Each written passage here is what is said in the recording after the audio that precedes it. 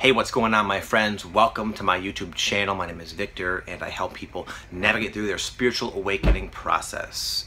And today I'm going to talk about how long does this spiritual awakening process end? I got a very emotional question from my girl Kristen over here. She was expressing, she framed the spiritual awakening as when will this nightmare end, or something to that effect. She gave me a nice list of random events that have transpired in her life all at once that are just sort of like people are pushing themselves away, all this stuff's going on, and she's just miserable. So it just begs the question, when will this bullshit end? Because I don't like it. I've had those same feelings and thoughts and questions in my mind, as I'm sure many of you have as well. So today I'm going to address that.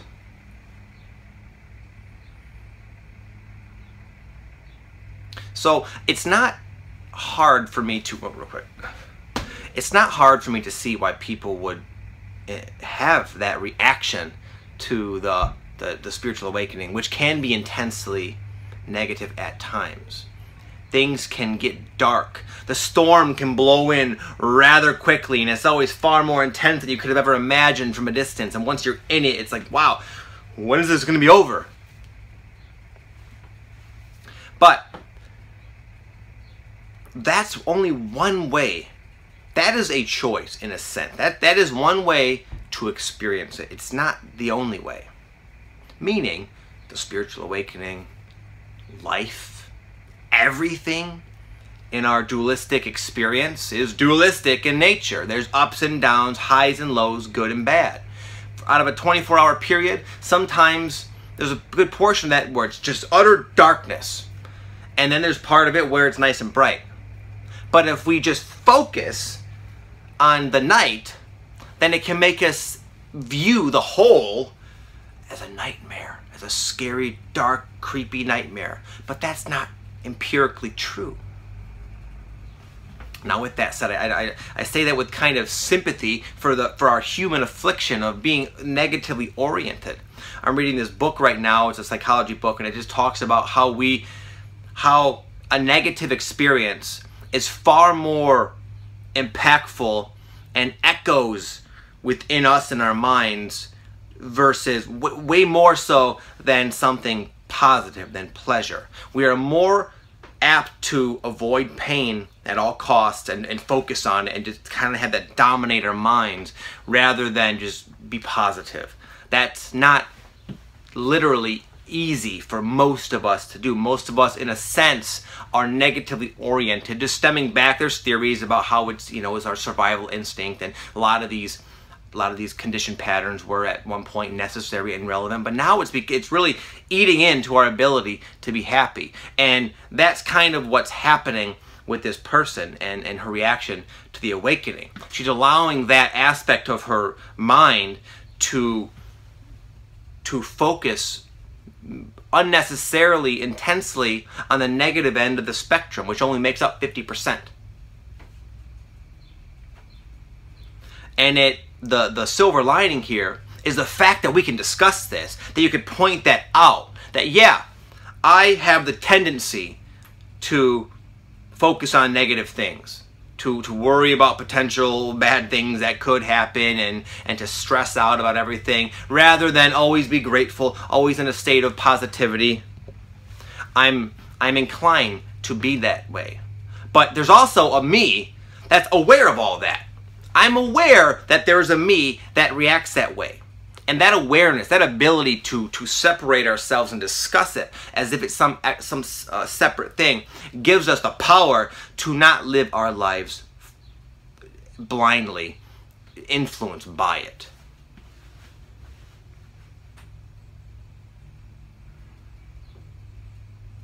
And I'm going to give you a perfect example of how I practice this in a way that I think will hit home. If what I've been talking about, it's not confusing, but just not really going to be, maybe not directly beneficial. I think the story I'm going to share will help you. So many of you know that recently I updated a full moon. I did a full moon energy report. I often do the energy report things.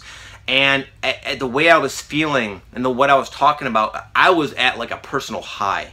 Just maybe the highest height I've ever been to in my life, collectively on all levels. Not just literally and physically in my reality, but how I felt. The degree of connection in unity, being in harmony with my divine self, in conjunction with all these things going quickly in my favor. Life, it was a high, it was a light, a daytime experience, and it was just awesome. But a couple of days, as the days progressed beyond that point, I found my mood becoming less blissful. My forward momentum started to cease a little bit, and slowly but surely the clouds rolled in. The weather actually became crummy here, and I found myself just enveloped in emotions that were negative. Self-doubt in particular. I felt very doubtful, very worried, very concerned that I wouldn't be able to hold on to that awesome experience I just had, that I'm going to somehow blow it. There's past experiences where I've had something that was really important to me, and somehow, whether it was ripped out of my hands or I lost it by my own fault, it's gone. And so I know that those highs are not sustainable. Anyway, those were kind of the characteristics of my emotions. And in a sense, in contrast with that, it was a nightmarish, dark time. I felt severed off from that connection. Things were not going well, and I felt just this miserable state of doubt. That's like the nightmare, the bad phase. But the awakening is not all like that. And within even that, even when you find yourself going in a contraction period on the negative end of the spectrum, from that, here's what I did. For about 2 days, I felt pretty much powerless over it. I really had difficulty not allowing those emotions to kind of affect me and my thinking, and I did worry. I justified the worry with legitimate actual concerns that could happen, and that the result of that threw me off my game. I was not very productive. I didn't feel good. I didn't feel healthy. But anyway, this all kind of culminated for me that third day, that third night rather, or second night. I found myself that third day. I woke up after almost like a nightmare. It was this really vivid nightmare that beautifully expressed all of those emotions in my dream metaphor. And so when I woke up out of that dream, it was real early. It was kind of earlier than I would get up.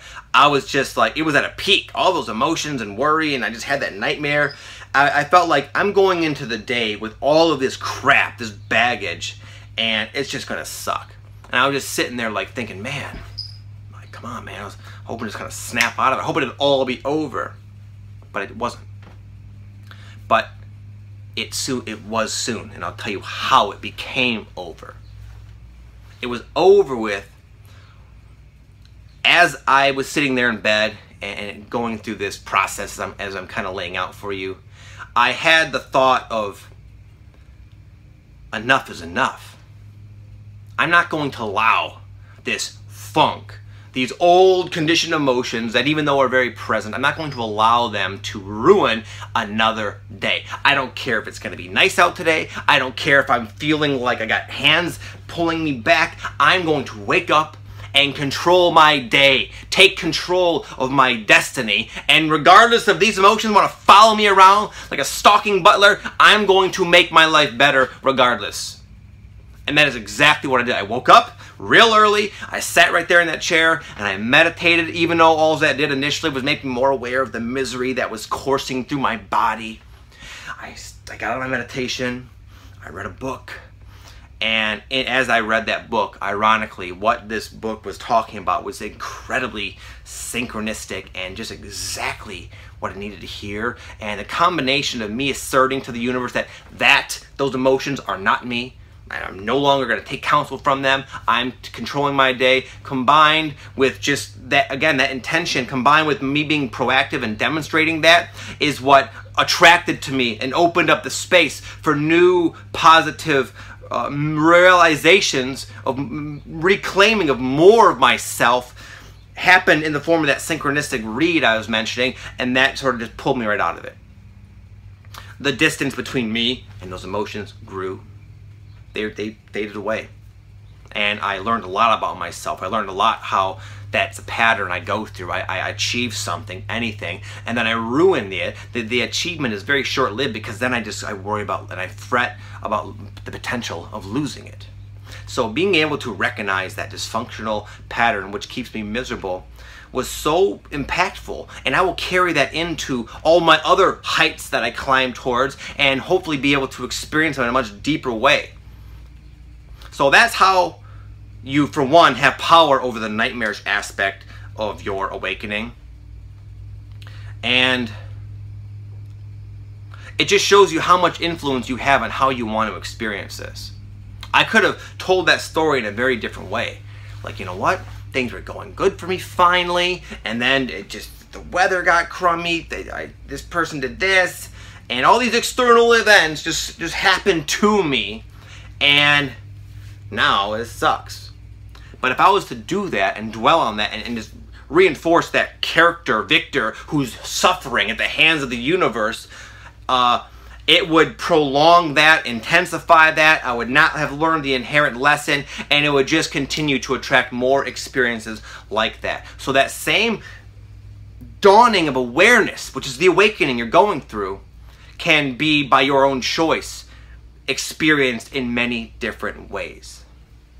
So the point of this video is get rid of the childish desire for it all to be over, for mommy to come and make it all go away. That's the recipe for suffering and disaster, for which I sympathize, because I did that many times, thousands of times probably, honestly, throughout my awakening. But what I'm saying now is what I wish someone would have freaking told me. Say, wake up, Jack. You have control over your life. Your awakening is not going to just be over with.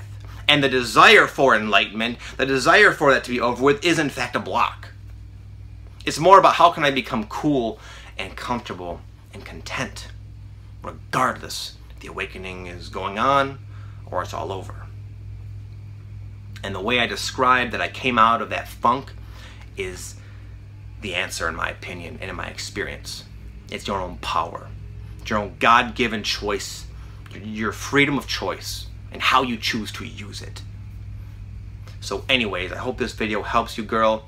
And all of you who might be able to relate with this, again, this is a message I feel very strongly about that I really wish someone would have told me a lot earlier on, because I too caused a lot of unnecessary suffering, prolonged the bouts of suffering, and therefore missed the inherent lesson many, many times, only requiring another reflection, another negative experience to maybe this time around I'll get it. You can see the overall combination of the highs and lows, this whole spectrum. You can see it as one big positive, and therefore you can always extract something positive from it, no matter what's going on. That's how I choose to live my life, and that's what's worked for me, both in just life in general and also in helping me significantly improve the way I experience the awakening, to the point where I don't want it to be over. Every new negative experience, quote unquote, is another opportunity to grow and to just claim more and embody more of myself, less restricted. I could stop it. Say I had the power to stop it, then there'd be no more growth, no more excitement, no more fun, and life would probably get real dull and boring pretty quick. Anyways, I'll speak to you guys soon. I gotta bounce. Have an amazing day. Love you all. Peace.